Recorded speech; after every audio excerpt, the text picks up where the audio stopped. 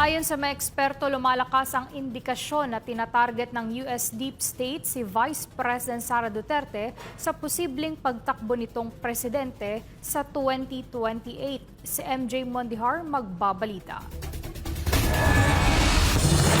Habang patuloy ang tensyon sa pagitan ng mga malalaking bansa, naniniwala ang ilang analyst na may puwersang gustong pigilan ang kandidatura ni Vice President Sara Duterte sa 2028. Tinukoy nila ang US Deep State na umunay takot na ibalik ni VP Sara ang pulisiya ng kanyang ama na pumabor sa China at lumayo sa Amerika. Ayon sa veteranong kolumnista na si Roberto Bobby Tiglao, ginagamit ng Amerika ang media machinery nito sa Pilipinas para impluwensyahan ang politika. Kasama rito ang ilang pahayagan at online platforms na ginagamit raw para siraan ang bise. Sabi ni Tiglao na dating Philippine Ambassador to Greece and Cyprus na ang ugat nito ay ang takot ng Amerika na kumalas muli ang Pilipinas sa alyansa nito sa Washington, gaya noong panahon ni dating Pangulong Rodrigo Duterte. Sangayon dito ang geopolitical analyst na si Professor Ana Malinduguy. Ayon sa kanya, ayaw ng US Deep State na mawala ang kontrol nila sa Pilipinas. Isang senaryo na maaaring mangyari kung si VP Sara ang maging Pangulo ng bansa. Ang pinakamalaking ang pinakamalaking hamon at magiging block niya talaga is the Americans or the United States, and specifically yung deep state, which ang deep state basically is the military-industrial complex. Giit ni Uy, nadadamay ang Pilipinas sa kompetisyon ng China at US sa global power. Kapag hindi nagbago ang foreign policy, posible raw madamay ang Pilipinas sa gyera ng dalawang bansa. Si Inday kasi, ang tingin kasi ng mga tao really, and even I really hope in any case she becomes president.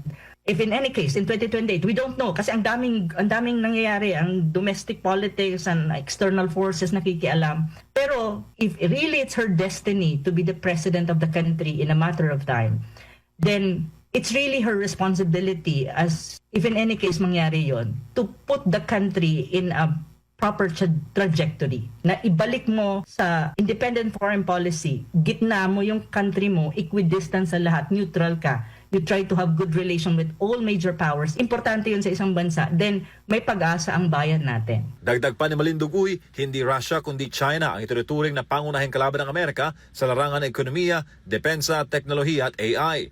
Para pigilan ng China, ginagamit daw ng US ang parehong taktika na ginamit ito laban sa Russia. Ang paggamit ng ibang bansa bilang pawn, gaya ng Ukraine. Sa Asia Pacific kasi, to be very honest, dalawa lang ang pwedeng gamiting pawn ng United States.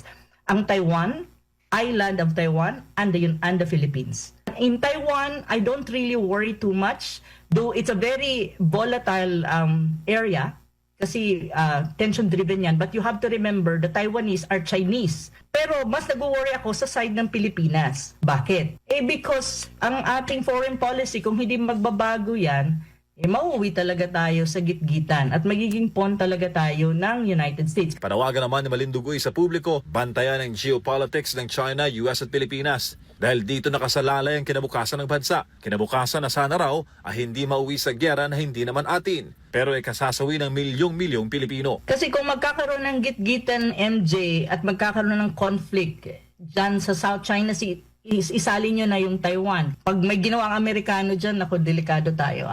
Madadamay tayo madadrag tayo kasi forward-based nga tayo Para sa Diyos sa Pilipinas kung mahal, MJ Mondihar, SM9 News.